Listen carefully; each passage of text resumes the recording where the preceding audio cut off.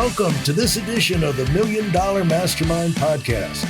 This is where we pick the brains of high achievers from all walks of life and get their hard-earned, real-world insights on winning. I'm your host, Larry Weidel. The 24 hours of the day, it's great to work hard. You got to work hard. But past a certain point, if you're the fastest gerbil on the treadmill, chances are you're not going to be the longest living gerbil on the treadmill. You know what I'm saying? I like that. At Wharton, they used to say, like, you don't have to outswim the shark. You just have to outswim your other classmates. Right. Yeah. And I used to, in training our teams to go into recruiting, training, building, opening offices, it's like, with the 24 hours in the day, most people they fall into these rocking chair activities. And I said, the trouble with the rocking, it's kind of like sell, make a sale, spend the money, make a sale, spend the money, make a sale. And then you have a contest. It's like, make a sale, but spend, make spend, make spend, make spend, make. I said, rocking chair activities give you something to do, but they never take you anywhere. And the idea is, if you're always on this frantic gerbil treadmill, you don't get a chance to think.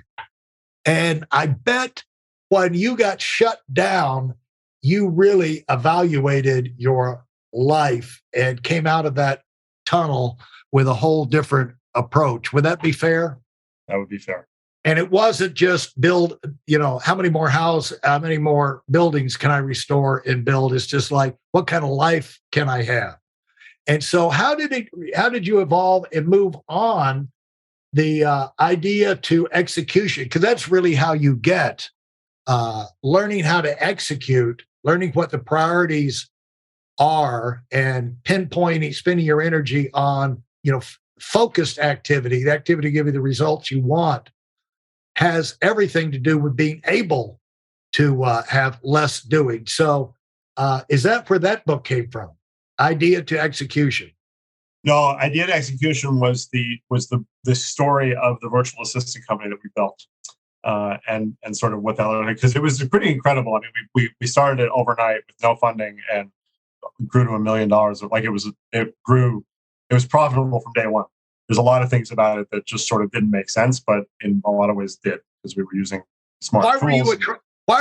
What sold you when you heard it to where, boom, you're in? And what were the keys that made it effective that quick?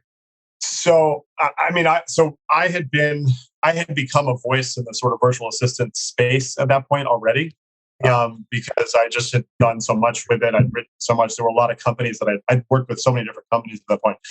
So I knew a lot about the business. And the company that went out of business, it was a very sudden thing. I had worked with them. I'd interacted with them, and it's a long, convoluted story about them, but basically it was like everything was fine on a Sunday, and then Monday morning the CEO just shut down the company without any knowledge or awareness. So what happened was I had a whole bunch of clients who had been using the company, and I was getting emails all day like, "Oh my God, what do we do? What do we do?" And I actually had virtual assistants who knew me contacting me looking for work.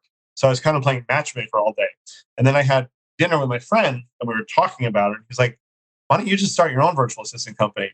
And I remember my wife was pregnant with our fourth child. So I was like, we got the baby coming, like things are good with less doing. And, I don't know. And he was like, well, what if we do it together? I was like, okay, fine, but we got to do it quickly because I'm going on vacation this weekend with the family. So we had 2 days basically to start the company. And we did. We actually did it. It was like, this is bullshit. It'll happen, or maybe it won't. It's fun. And, basically, we started the company. I think we had 8 assistants within a couple months and like maybe 20 clients. And then I spoke at an event in Arizona that I had spoken at before, and it was a very high level event. And they asked me to do a workshop on outsourcing. So I gave a half-day workshop, and I talked about the company, and 60 people signed up that day. Yeah. So it's like, and these were important people. So let's just say. So it's like, oh wow, okay, we got a real business now. I remember like we were flying back my partner and I, and we had the Wi-Fi on the plane and stuff. So it was like he was charging the card like every 10 minutes. It was pretty amazing. And we were off to the races. And so then we started hiring like crazy and growing really fast. But the secrets, the tips kind of a thing, one of them is that we were using all this off-the-shelf free software. We were automating the majority of the work that was being done. We weren't manually tracking people's times. We weren't manually billing credit cards. And my job, really, my focus was people. So I was the one dealing with the team and the clients, and my partner was the one doing all the tech stuff and the behind the scenes and the logistics.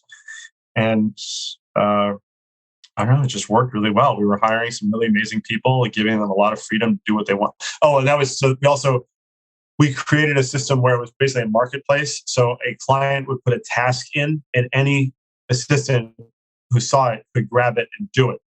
Yeah, that's diversity of skills and also no limited bandwidth. Yeah.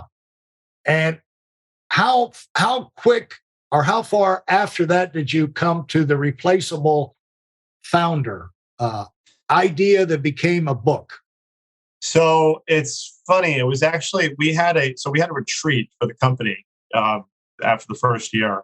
We had like 50 people at this farm in upstate New York, I think it was, and it was very emotional in a way. Like we had a great team. We had a lot of like stay-at-home moms working for us. We had some disabled veterans. Like we just had people who had felt like they couldn't find a job that was meaningful and interesting for them, and now had. And it was really having a great impact. So it was like a very soulful kind of an event. And at the sort of final hour, I gave this talk to the group, and I was like, look, this company has become something bigger than me, bigger than us. And it should continue to be that way.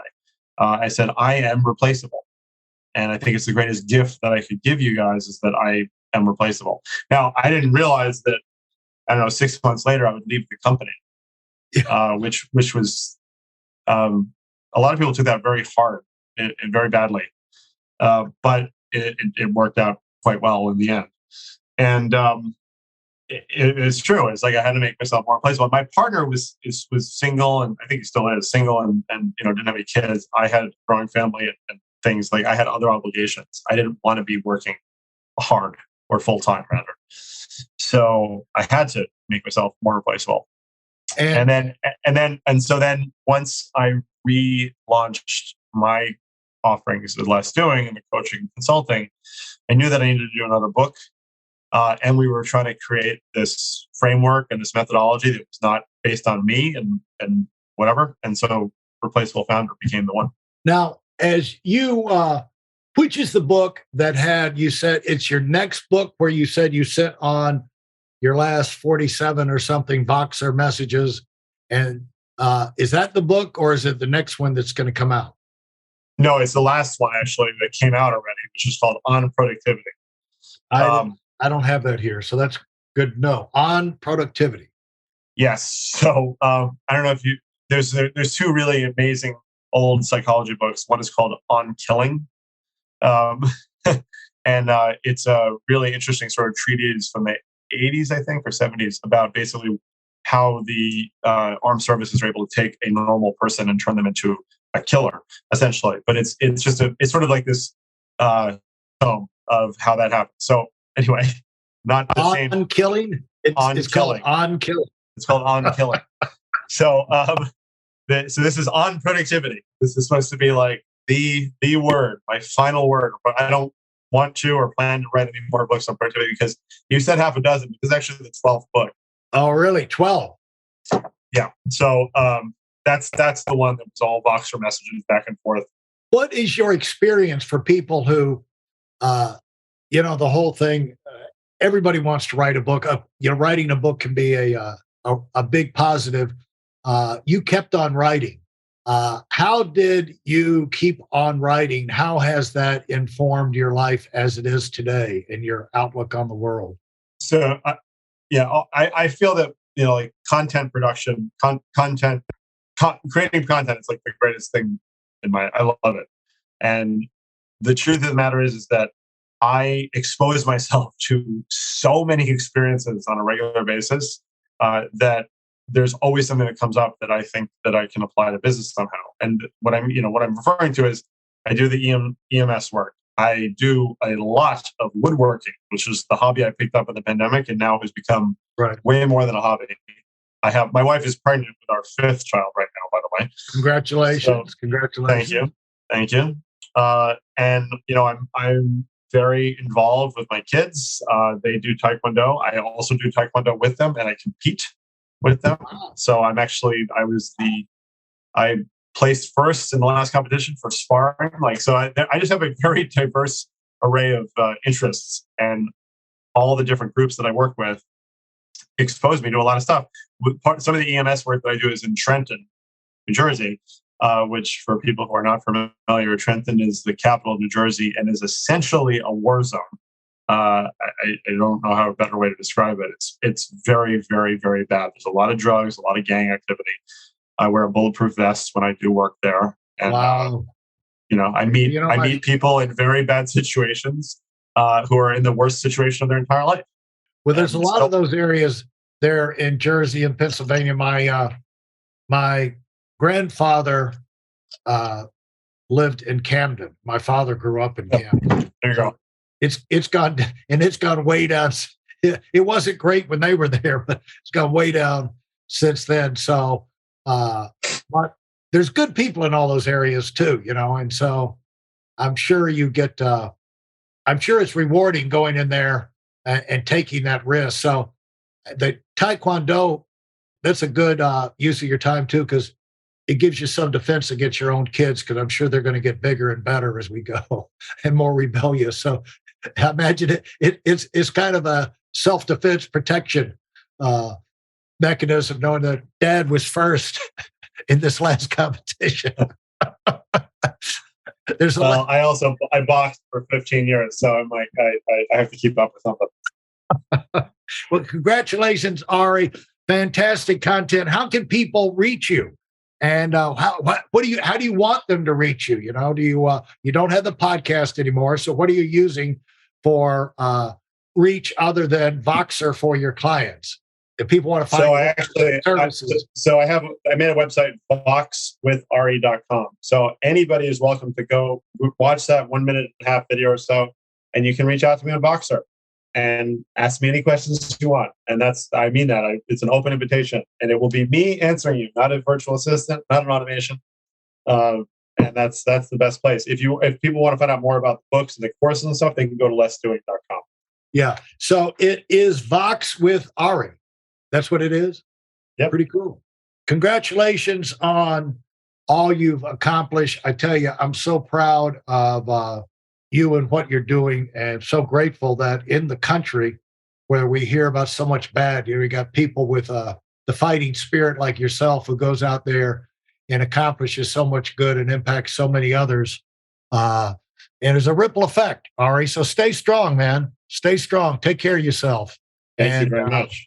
Trust, between me and you, trust your darn instincts. Don't let anybody talk you off track, okay? And I can promise that. Call me anytime. Let's stay in touch. Thanks so much. I appreciate it, man. Thank you. Thank you for your time. Goodbye. Thanks for listening to the Million Dollar Mastermind. If you felt there were any valuable takeaways from this episode, please take a minute and leave us a 5-star review. Your feedback is important and really helps us get the word out to a wider audience. Remember, we have a valuable webinar that is absolutely free. Register for it right now at weidelonwinning.com. Thanks for listening.